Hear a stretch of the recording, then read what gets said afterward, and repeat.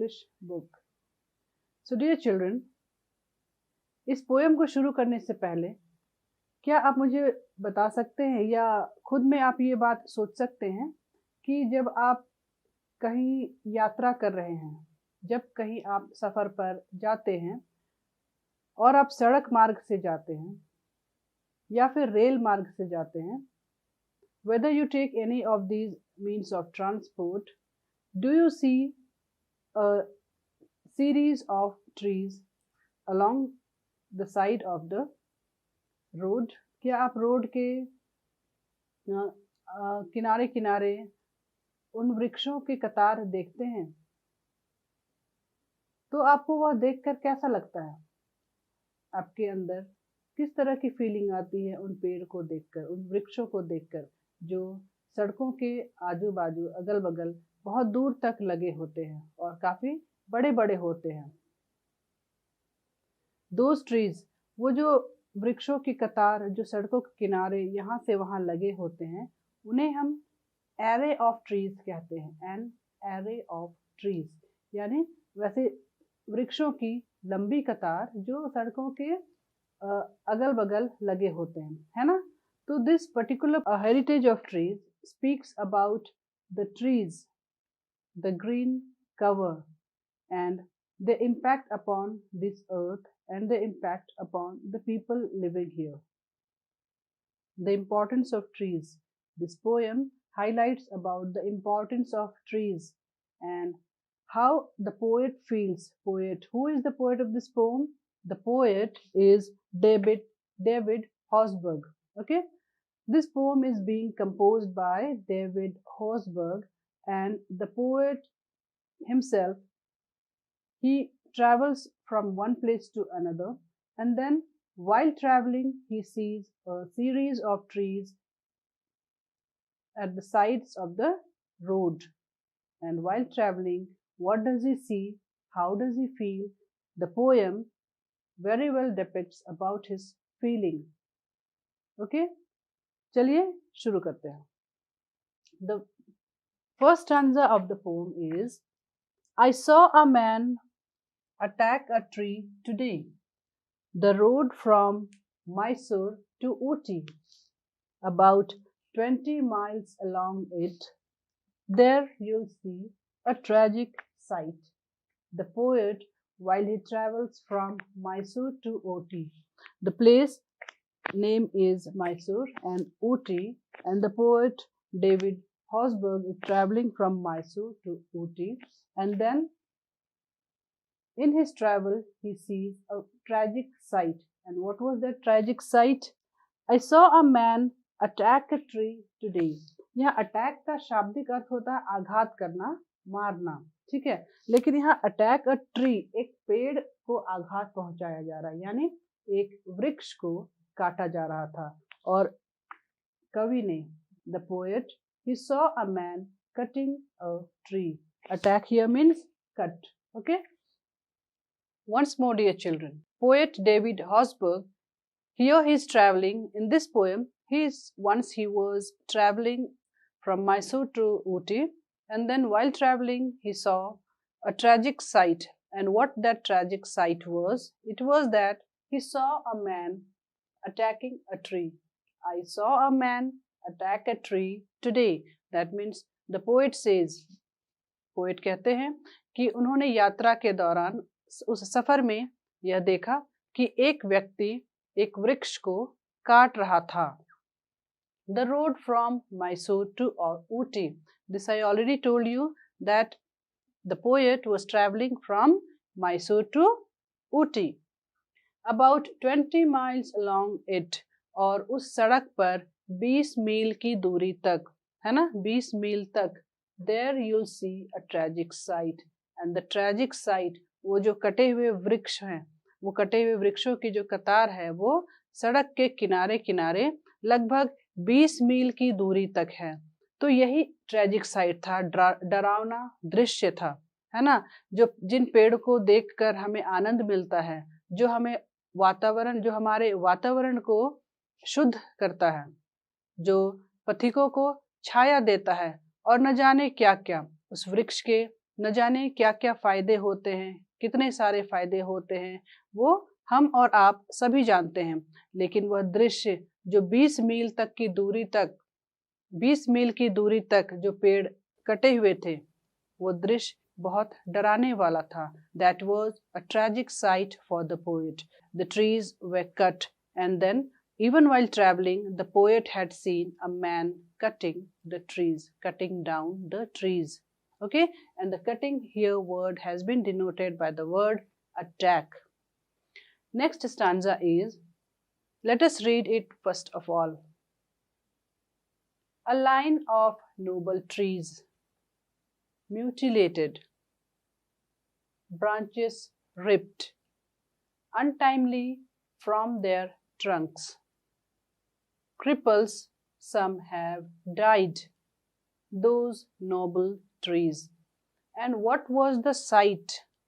While traveling, the poet described how the trees were being cut and to what extent those trees were being cut. So, after that, what was the sight? How the sight, how this means whatever the scene was there, how was it tragic? वो सारा डरावना दृश्य कैसा था? वो कुछ इस तरह था। A line of noble trees. यहाँ पर trees यानी वृक्षों के लिए जो एडजेक्टिव का इस्तेमाल, जो एडजेक्टिव का यूज पोएट ने किया है, the poet has used a word noble adjective for the trees. Noble means महान। वृक्षों को पोएट ने महान कहकर यहाँ पर संबोधित किया है। क्यों? क्योंकि trees, why the trees are noble according to you, you think? Trees महान क्यों होते हैं? भला ऐसा होता है क्या? आप सोच रहे होंगे। तो हाँ, बिल्कुल, क्योंकि ट्रीज, पेड़ पौधे हमारे वातावरण को न सिर्फ शुद्ध करते हैं, बल्कि कई सारे खाने पीने की चीजें मनुष्य को देते हैं, जिससे कि उनका जीवन चलता है। कई सारे पक्षियों का आसरा होता है यह वृक्ष, है ना? तो न सिर्फ मनुष्यों के लिए, बल्कि जंतुओं के लिए भी, बल्कि एनिमल्स के लिए भी, बर्ड्स के लिए भी वो ट्रीज बहुत हेल्पफुल होते हैं। बहुत सारे चीजें हम सबको ये ट्रीज देते हैं। इसलिए पोएट ने ट्रीज को यहाँ पर नोबल एडजेक्टिव से संबोधित किया है। He has used an adjective noble for the trees, right? Next, mutilated, branches ripped, the tragic sight, what he was talking about, the poet, the tragic sight about which he was talking about is that he saw a mutilated branches ripped. Mutilated means कटे हुए वृक्ष, वैसे वृक्ष जिनकी टहनियां काट दी जाती हैं हर तरह से, उन्हें म्यूटिलेटेड कहते हैं। म्यूटिलेटेड होता है अपंग कर देना, अपाहिज कर देना। पेड़ों के वृक्षों के अगर टहनियां काट दी जाएं, अगर वृक्षों की टहनियां काट दी जाएं, वो कुछ ऐसा दिखेगा, है ना?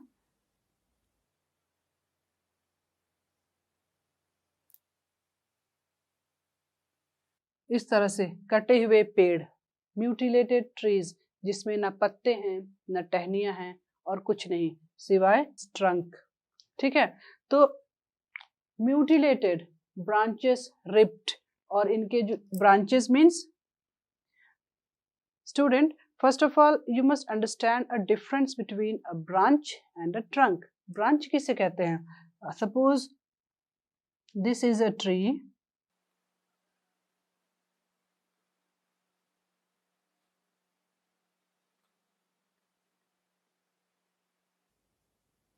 you can see the leaves over here these are the leaves, और ये जो वृक्ष का ये जो हिस्सा जो मोटा होता है उसे ट्रंक कहते हैं। ठीक है, इसे ट्रंक कहते हैं, TRUNK, trunk.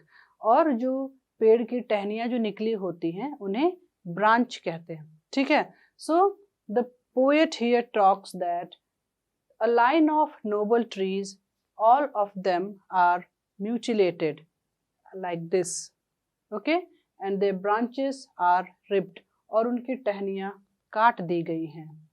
Untimely from their trunk, और समय से पहले मतलब वो वृक्ष, वो पेड़ और बड़ा होता और विशाल होता और फैलता, लेकिन समय से पहले किसी ने उसकी टहनियों को काट दिया है। Untimely means समय से पहले, from their trunk, और इस दरखत से किसी ने उसकी टहनियों को काट दिया है। Cripples some have died, और उसमें से कई सारे वृक्ष मर चुके हैं, सूख चुके हैं, जिसमें अब दोबारा कभी पत्ते नहीं उग सकते हैं। Those noble trees, वो महान वृक्ष। यहाँ पर कवि अफसोस जताते हैं। He is feeling sad. The poet really feels sad when he sees those trees, those series of trees, those array of trees being cut down, being crippled, being mutilated. So he describes his sadness through these words.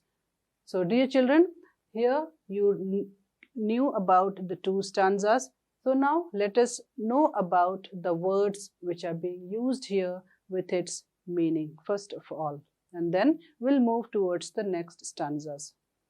बच्चों, इन stanzas को बताते वक्त मैंने आपको words के meaning भी बताए, सभी के अर्थ भी मैं बताते चली जा रही हूँ, but here let us have a quick look towards all those words with the meaning, both in English and both in Hindi. Number one is attack. Attack means, here means to cut, काटना. Attack means काटना. Number two is today. Today का अर्थ होता है, meaning होता है आज, है ना.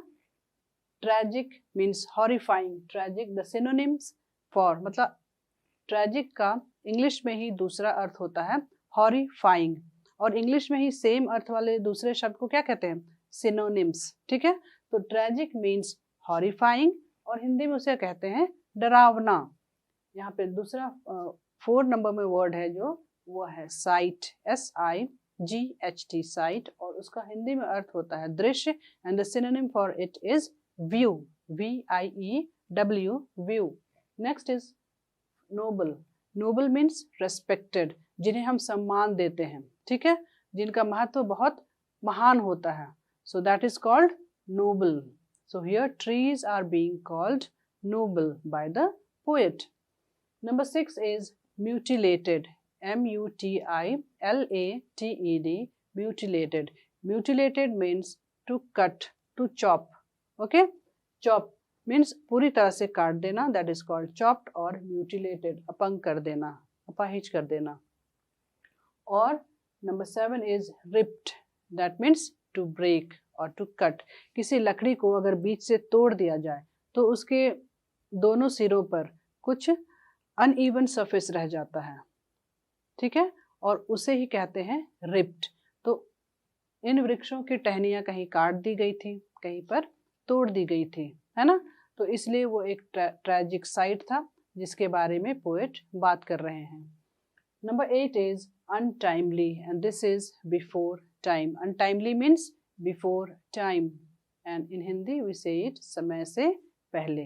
So my dear children, I think you might have understood these two stanzas very well. Now let us move ahead towards the other stanzas of the poem. Dear children, after discussing the first two stanzas of the poem, now we shall move ahead towards the next two stanzas. Let us start with its reading first. Those noble trees, planted long since by some sweet hand, some Ismail, Visvesaraya, or unknown, let them come now from some more peaceful shade to look once more on their life's work. बच्चों, इससे पहले जो स्टांजास आपने जाने उसमें ये बताया गया कि ट्रीज, प्लांट्स, उनका क्या महत्व होता है और पोएट किस तरह से दुखी हो जाते हैं उनको कटता हुआ देखकर, और जो 20 मील की दूरी तक रोड के किनारे किनारे जो वृक्षों की कटाई हुई थी वो भी कितना डरावना दृश्य था, ये पोएट ने बताया. So now here in this third stanza, poet is trying to convey that who were all those great men who planted those trees. और जो लोग वो वृक्ष लगाकर चले गए, इस दुनिया से चले गए, वो लोग अगर आज होते और ये दृश्य देख रहे होते कि उनके द्वारा लगाए गए पेड़ काटे जा रहे हैं या कट चुके हैं, तो क्या होता. जरा सोचिए कि उन्हें कैसा महसूस होता. सो if you will try to evaluate the stanza line by line, then you will understand its full meaning. So now let us do this. Those noble trees, वो महान वृक्ष, वो फलदाता, वो पेड़ जिनको हम सम्मान दे रहे हैं, या हम नहीं, पोएट है ना, पोएट उन वृक्षों को सम्मान दे रहे हैं, रेस्पेक्ट दे रहे हैं, और उन्हें रेस्पेक्ट देते हुए उन्हें नोबल ट्रीज कह रहे हैं. प्लांटेड लॉन्ग सिंस, प्लांटेड यानी कि रोपे गए, लगाए गए, है ना. प्लांट मतलब होता है पौधा. प्लांट जब रोपने की बात की जाती है, so that becomes a verb. Plant जो पौधा है वह नाउन होता है, बट प्लांट जो लगाने की बात की जाती है वो वर्ब होता है. एंड उसी वर्ब का पास्ट टेंस है प्लांटेड. प्लांटेड लॉन्ग सिंस, ये नोबल ट्रीज जो बहुत पहले लगाए गए हैं. लॉन्ग सिंस, कब से पता नहीं, मतलब ये वृक्ष कब लगाए गए थे इसका पता नहीं है, लेकिन बहुत समय पहले लगाए गए थे.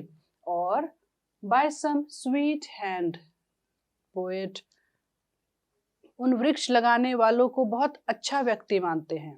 वो कहते हैं कि उन अच्छे व्यक्तियों के द्वारा, उन अच्छे व्यक्तियों के अच्छे हाथों के द्वारा ये पौधे लगाए गए थे जो आज के समय में बड़े पेड़ हो गए हैं, है ना. उनमें से कोई भी हो सकता है, पोएट नहीं जानते कि वो कौन थे जिन्होंने इन वृक्षों को लगाया है. हो सकता है कोई इस्माइल रहा हो. इस्माइल एक व्यक्ति का नाम होता है, ठीक है, या फिर किसी विश्वेश्वरैया के द्वारा लगाया गया हो, या फिर कोई किसी अनजाने व्यक्ति के ने लगाया हो, है ना. तो पोएट इसमें बारी बारी से ये बताते हैं कि बहुत समय पहले ये पौधे लगाए गए थे जो आज के समय में पेड़ बन गए हैं, लेकिन पता नहीं किसने लगाए थे ये पेड़. हो सकता है किसी इस्माइल ने लगाया हो, किसी विश्वेश्वरैया ने लगाया हो, या फिर किसी अनजाने व्यक्ति ने लगाया हो, लेकिन किसी ने तो लगाया होगा. वैसे मैं बता दूं, ये विश्वेश्वरैया एक इंजीनियर का नाम है. वहां पर साउथ इंडिया में एक बहुत ही फेमस इंजीनियर थे जिनका नाम विश्वेश्वरैया था, है ना. तो उन्हीं का नाम यहाँ पर कवि को याद आ गया, उन्होंने लिख दिया, ठीक है. Now next is let them come now from some, उन्हें आने दो. अगर उन्हें आने का मौका मिले या फिर वो किसी तरह यहाँ आ जाए तो उन्हें आने दो. from some more peaceful shade, यहाँ पर ये जो लाइन यूज किया गया है, some more peaceful shade, यानी जहाँ बहुत शांति होती है, कहीं किसी बहुत ही शांत वातावरण वाली जगह से ऐसी जगह जहाँ पे बहुत शांति हो, वहां से उन्हें आने दो. कहने का मतलब है this place, this line denotes heaven, स्वर्ग.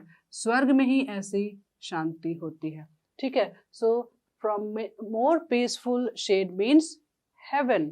तो पोएट सेज दैट उन्हें हेवन से, स्वर्ग से आने दो और यह दृश्य देखने दो. क्यों? To look once more on their life's work, ताकि वो यहाँ पर आकर अपने जीवन का काम देख सके. उन्होंने अपने जीवन में जो अच्छे काम किए उन्हीं कामों को आकर उन्हें देखने दो. स्वर्ग से अगर वो आ सके यहाँ पर तो उन्हें आकर यहाँ पर देखने दो.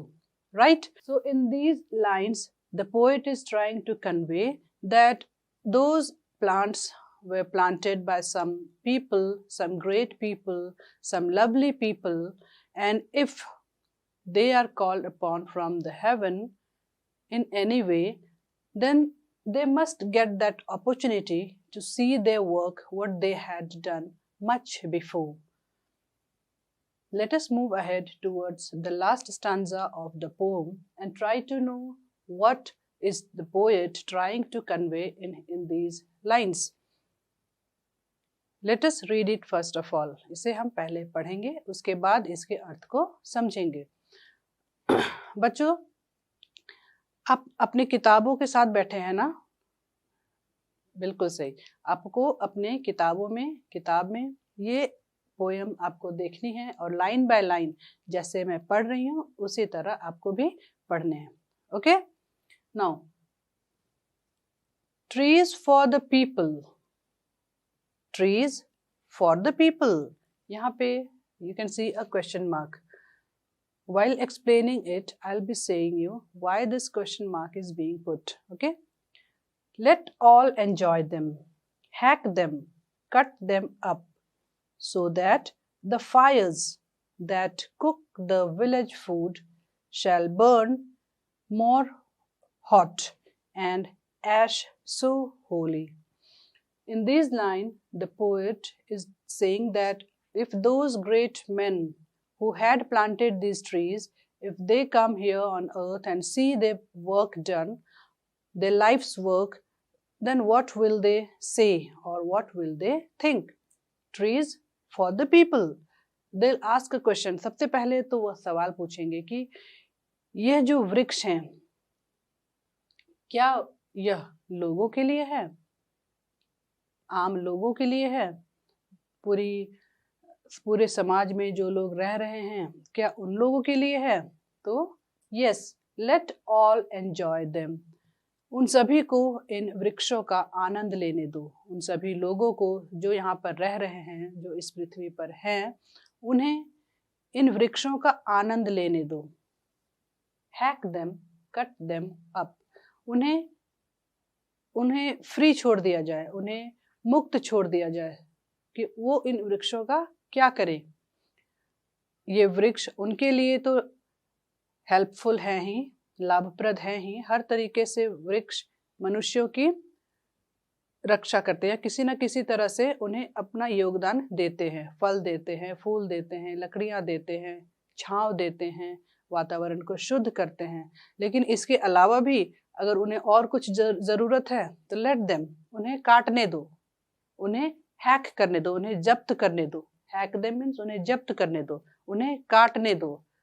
सो दैट द फायर्स, ताकि वो जो लकड़ियां काट रहे हैं उन लकड़ियों से उनके घर में चूल्हा जलेगा, उन चूल्हों में उनके लिए खाना बनेगा.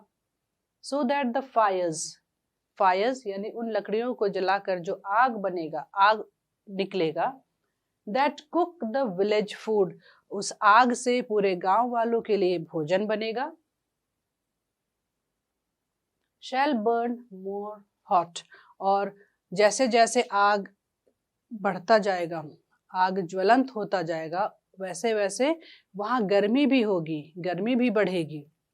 एंड ऐश सो होली, और उस आग की लपटों से जो राख बाद में बच जाएगा, आग जलकर जब बुझ जाएगा और जो राख बच जाएंगे, ऐश मीन्स होता है राख, ऐश मीन्स राख, तो उन लकड़ियों के जलने के बाद जो राख बच जाएगा वो भी बहुत पवित्र होगा. ये जो ट्रीज हैं इतने महान हैं, इतने नोबल हैं कि वो पूरा जीवन कुछ न कुछ इंसानों को देते रहते हैं. जब तक वो जीवित रहते हैं तो देते ही हैं. जैसे मैंने आपको बताया क्या क्या देते हैं, fruits, flowers, leaf, twigs, branches, wood, everything, shade, okay, and shelter to many birds. And along with this, जब वो कट जाते हैं, जब वो वृक्ष मर जाते हैं या फिर उनको मार दिया जाता है, काट दिया जाता है, उसके बाद भी वो वृक्ष लोगों के लिए लकड़ी, लोगों को भोजन बनाने में सहायता करता है, लोगों को भोजन देने में काम, मतलब भोजन बनाने में जल कर काम आता है. वो लकड़ियां जल जाती हैं फिर भी सभी के लिए वो खाना बनाने के लिए सहायता करती है ना. That helps in cooking them the food.